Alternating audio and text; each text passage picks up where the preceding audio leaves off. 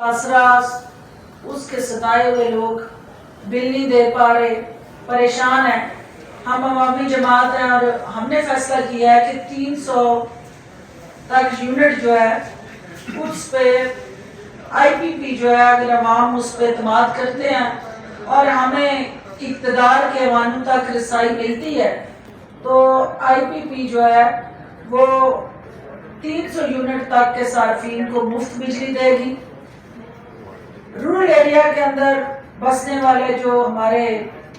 70% agriculturist हैं या छोटे काश्तकार हैं, जिम्मेदार हैं, उनको हम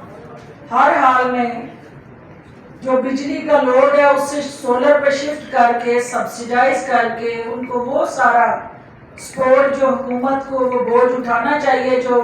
हमसाए ममालिक में हमारी सरहद के दूसरी पार किसानों को जो सपोर्ट हुकूमती सतह पे दस्तयाब है, क्योंकि फूड सिक्योरिटी आपका अगला चैलेंज बनने जा रहा है, क्योंकि जितनी तेज़ी से आपकी आबादी बढ़ रही है उतनी तेज़ी से आपके रिसोर्सेज नहीं बढ़ रहे। स्पेशली जो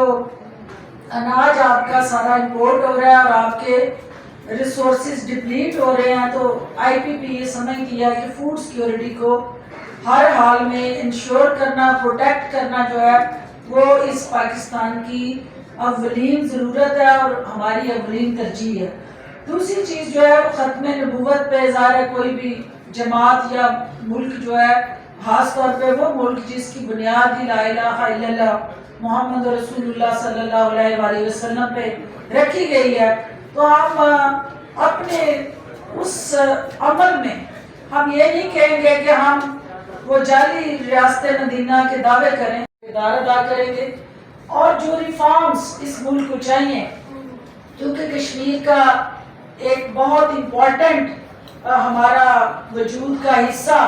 इस वक्त तकलीफ में है, तो कश्मीर के अंदर जो है वो हिंदुस्तान की जो अजारादारी, गुंडागर्दी और दहशतगर्दी है उसको इंशाल्लाह हम आड़े हाथों लेंगे और हमसायों के साथ या अपने नेबरिंग कंट्रीज जो हैं उनके साथ हमारे दो तरफा ताल्लुकात जो हैं वो बराबरी की बुनियाद पे होंगे और दुनिया में हमारी जो एक सॉवरेनिटी है, आज़ाद खारजा पॉलिसी,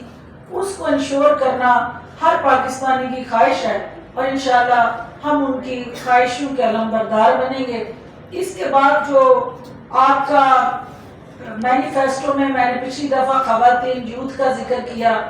कोई शोबा भी हमने IT से रिलेटेड, स्पेशली आप देखेंगे कि IT ही एक डिजिटल पाकिस्तान और डिजिटल यूथ को जिस तरह से एम्पावर करके आगे बढ़ने का एक यूनिक फार्मूला है, क्योंकि दुनिया आज तरक्की के जो सफ़र पे रवां दवा है